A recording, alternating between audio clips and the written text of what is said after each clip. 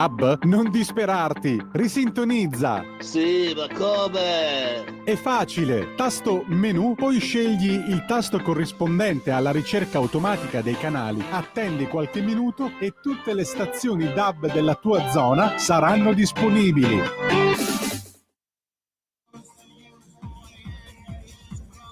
Va ora in onda Che giorno è? Genetriaci, commemorazioni, ricorrenze di oggi con Pierluigi Pellegrin. La verità è che sono cattivo, ma questo cambierà. Io cambierò. È l'ultima volta che faccio cose come questa. Metto la testa a posto, vado avanti, rigo dritto, scelgo la vita. Già adesso non vedo l'ora. Diventerò esattamente come voi. Il lavoro, la famiglia, il maxi televisore del cazzo, la lavatrice, la macchina, il CD e l'apriscatole elettrico. Buona salute, colesterolo basso, polizza vita, mutuo, prima casa, moda casual, valigie, salotto di 3 pezzi, fai da te, telequiz, schifezze nella pancia, figli, a spasso del parco, orario d'ufficio, bravo a golf, l'auto lavata, tanti maglioni, Natale in famiglia, pensione privata, esenzione fiscale, tirando avanti, lontano dai guai, in attesa del giorno in cui morirai.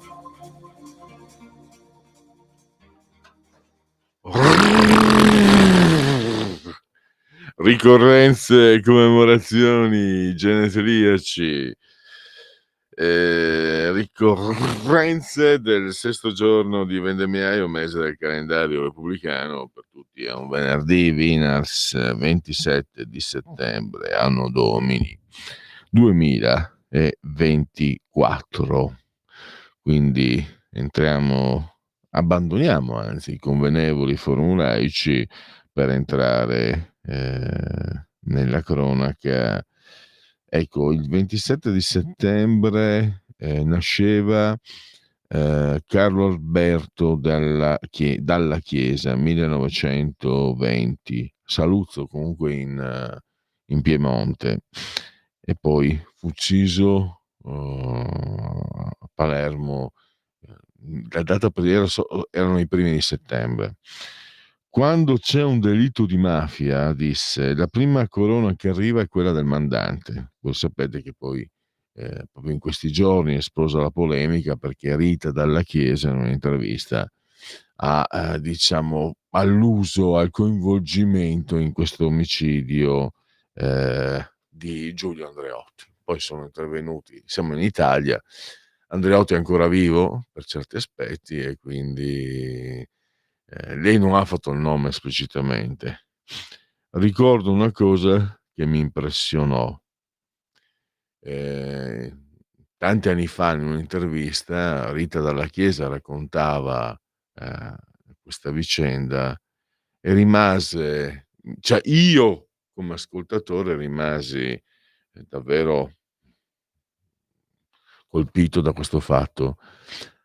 La moglie, cioè la mamma di Rita Dalla Chiesa, la moglie andò per il funerale, insomma per le esequie, si recò a Palermo e gli raccontò che alla stazione non c'era nessuno ad accoglierla, abbandonata completamente a se stessa. C'è proprio il simbolo di uno Stato che evidentemente trovava questo militare che era riuscito a sconfiggere la BR, non lo trovava scomodo. Viene quasi da pensarlo. C'era la paura che dalla Chiesa riuscisse anche a sconfiggere la mafia. Non lo so. Sì, cioè, io non lo so, però la penso così. È uno dei capitoli più oscuri. Si parla tanto del fascismo, orribile, eccetera, però c'è la strage di Piazza Fontana, c'è la strage di Bologna. Ok, va bene, hanno deciso che la strage di Bologna è stata fatta dagli estremisti di destra. Cossiga chiese scusa perché per anni lui accusò i terroristi di destra, poi chiese scusa, disse ho elementi per dire che non è andata così. Se la dici diversamente, ormai adesso siamo di nuovo nel neo-antifascismo, in realtà questa Repubblica che ha questa Costituzione più bella del mondo ha tanti di quei punti oscuri, per cui chiamarla democrazia non sempre suona bene. Nel caso di Carlo Alberto dalla Chiesa. Sicuramente è così. Secondo me, questa è la mia opinione. Un regista molto in voga tanti anni fa, 3 nomination ma 0 Oscar, Arthur Penn. Poi lo sentiamo più tardi, un grande jazzista, uno degli artefici del bebop, pianista Bud Powell. E poi abbiamo Alberto Ronchi. Dunque, Alberto Ronchi, se non vorrei sbagliare, credo sia stato ministro della cultura col primo governo Prodi, o forse addirittura col governo Dini. È stato è stato un ministro della cultura trasversale, diciamo che per una volta non lo attaccavano né da destra né da sinistra. E una frase ha lasciato tra le tante: raccontare la politica culturale italiana ai giornalisti stranieri non è semplice, bisogna prima di tutto cercare di non ridere. E queste parole proferite tantissimi anni fa, alla luce del caso San Giuliano, eccetera, eccetera, hanno comunque un suono in qualche modo profetico.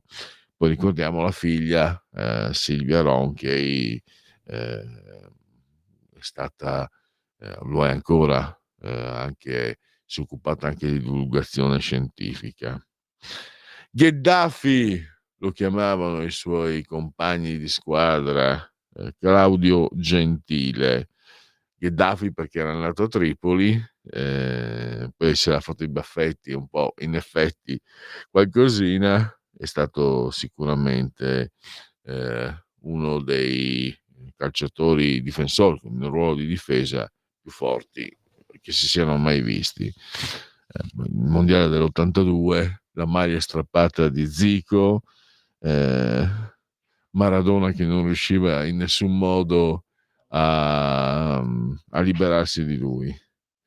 Poi è un nome che noi io sono anti-juventino naturale, ma grandi apprezzamenti per Claudio Gentile, grandi apprezzamenti anche per Steve Archibald, classico scozzese, aveva anche i capelli rossicci, mi ricordo, perché grandi apprezzamenti, perché nel 1986 la Juventus, che era detentrice della Coppa dei Campioni, e i tifosi del Verona si ricordano anche gli ottavi di Coppa dei Campioni, sembrava lanciatissima a vincerla di nuovo, e si trovò di fronte il Barcellona, che non era il Barcellona che poi divenne il Barcellona di Cruyff e più tardi ancora di Pep Guardiola. Era una squadra forte, ma non così, e quindi era strafavorita, se non che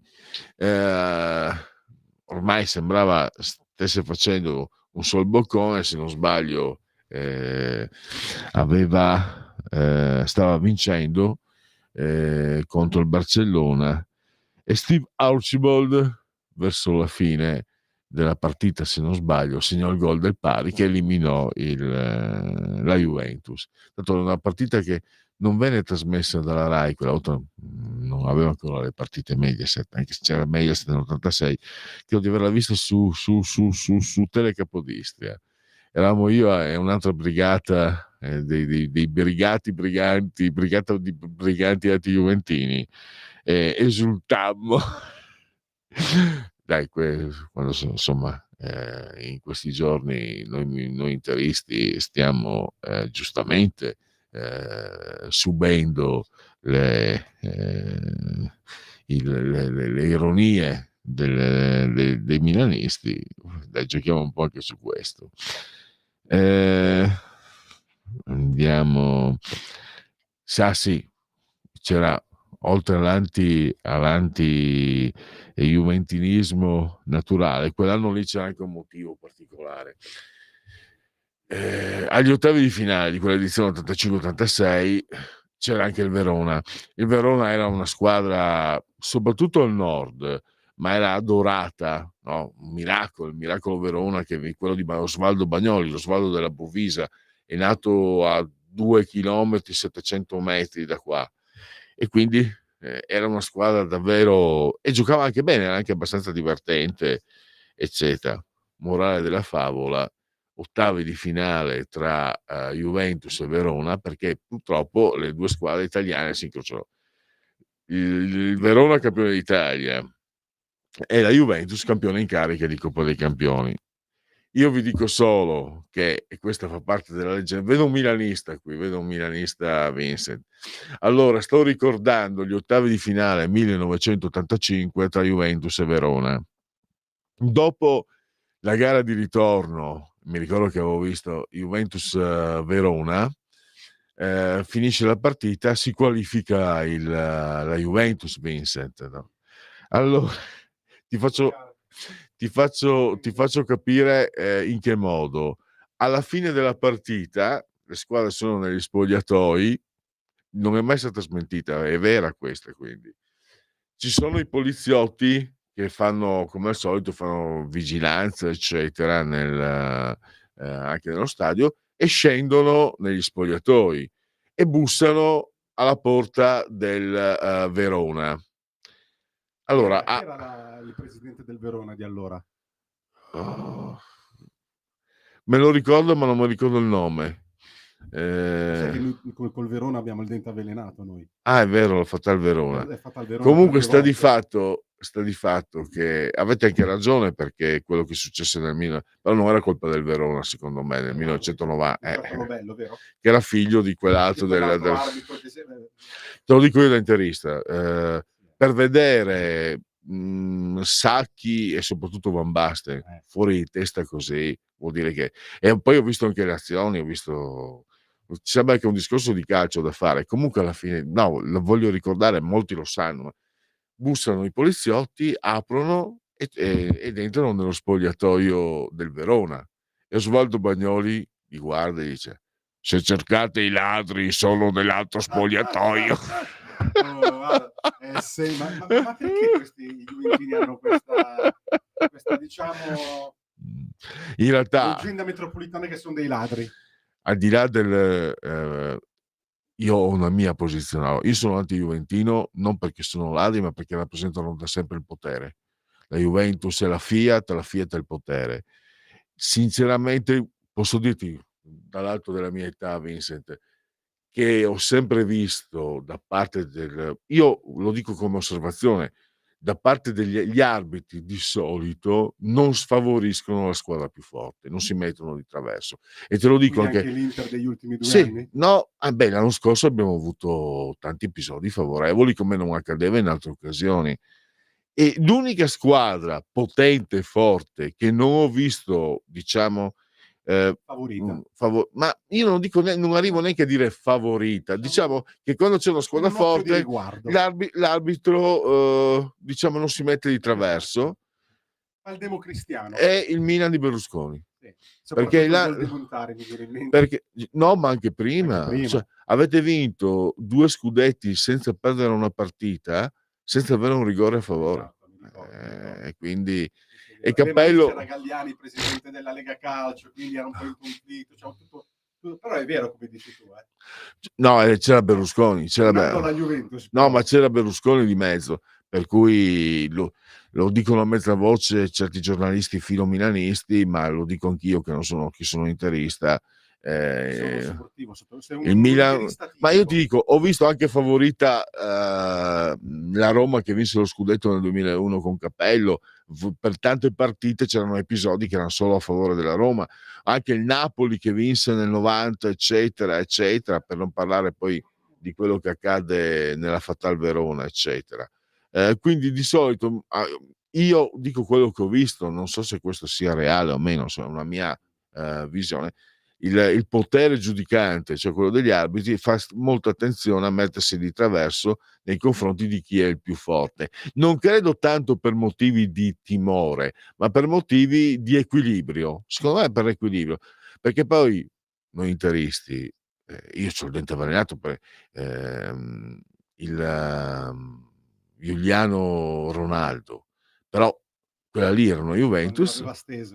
Sì, ma quella lì è una Juventus che si disputò 3 finali di Champions di fila e perse. Ecco, per esempio, io detesto talmente la Juventus che quando perse contro il Real Madrid per un gol in fuorigioco di Mijatovic, mi sembra, esultai.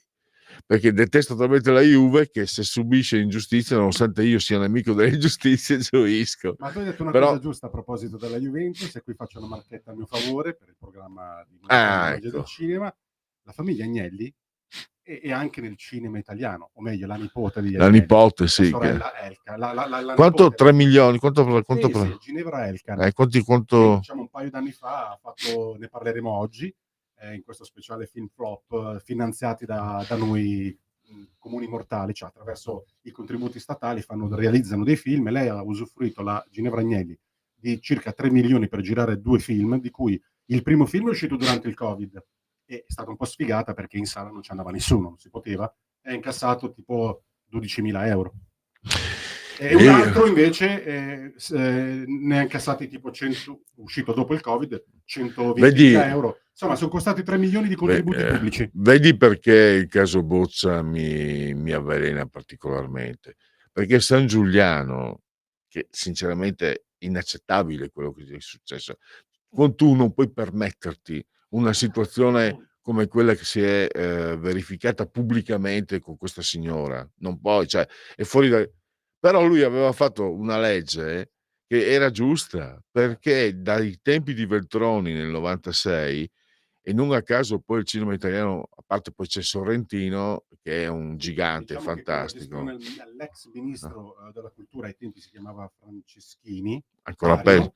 Ma tutto comincia con Veltroni. No, ma viene impostata una politica nel 96 per cui il cinema italiano diventa assistito. E questo è la morte del cinema.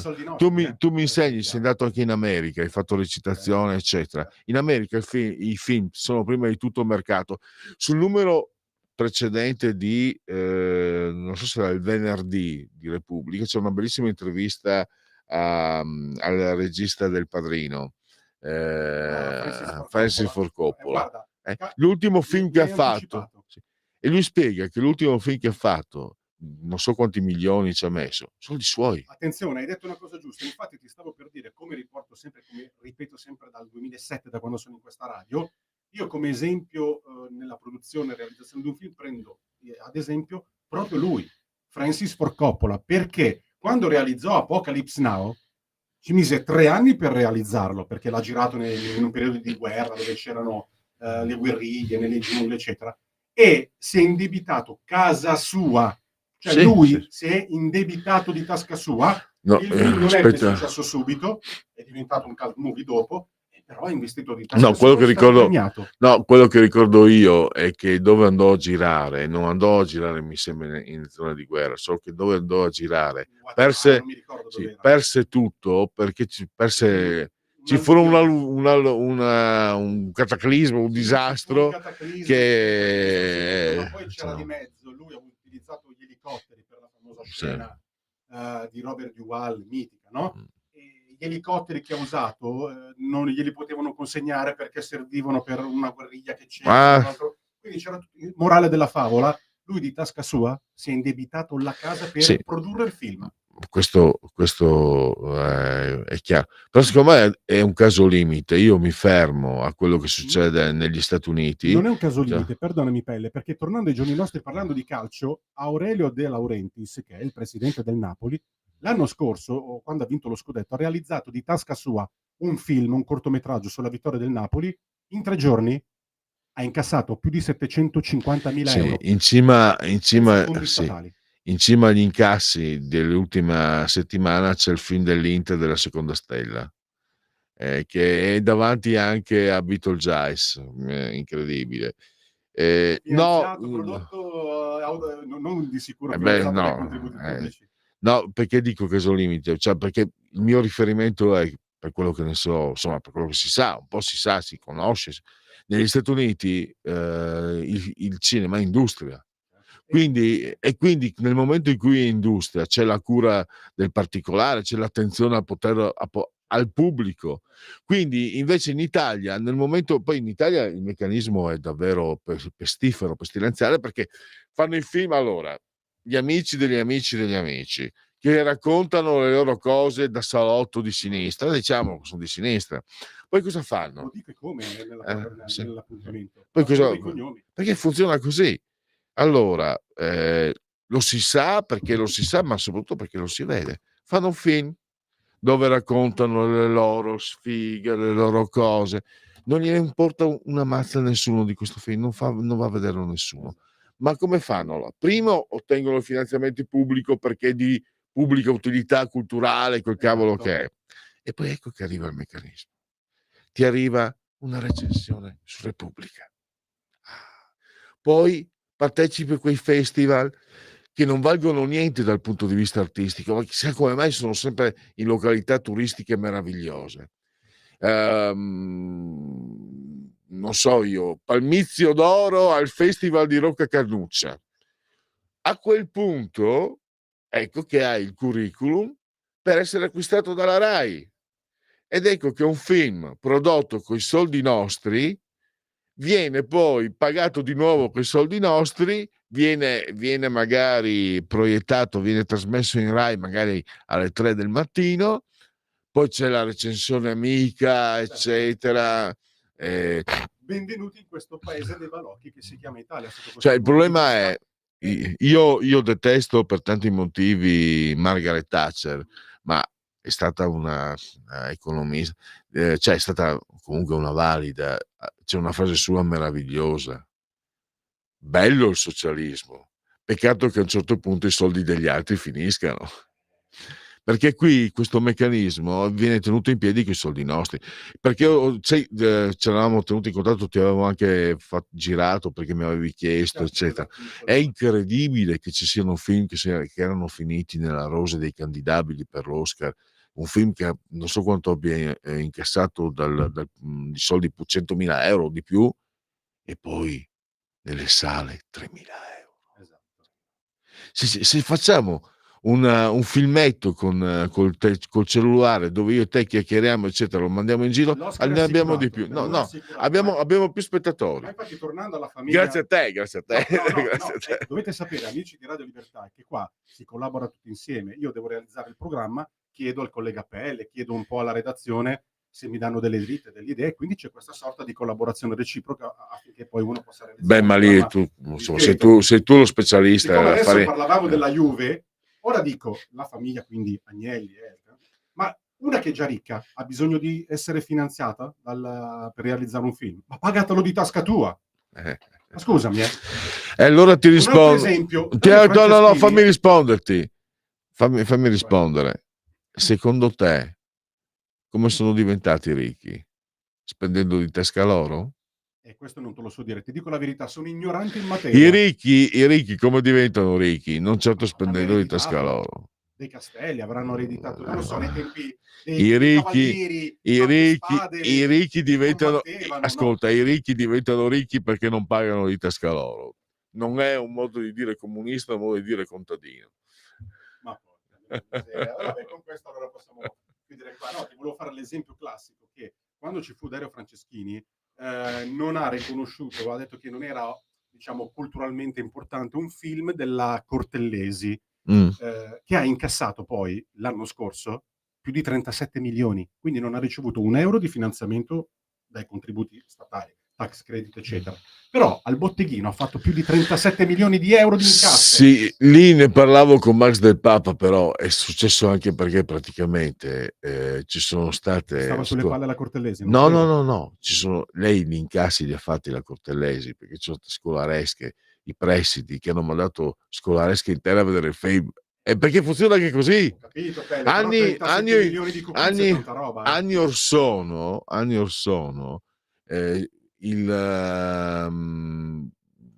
come si chiama quello di Gomorra, l'amnesia. Non mi appartiene, non guarderò mai quella serie TV. No, la serie TV è fantastica. No, quello del libro. Come si chiama l'intellettuale? No, l'intellettuale, lo scrittore Saviano, Roberto Saviano. Sì, i vecchi perdono colpi. Ve la faccio breve.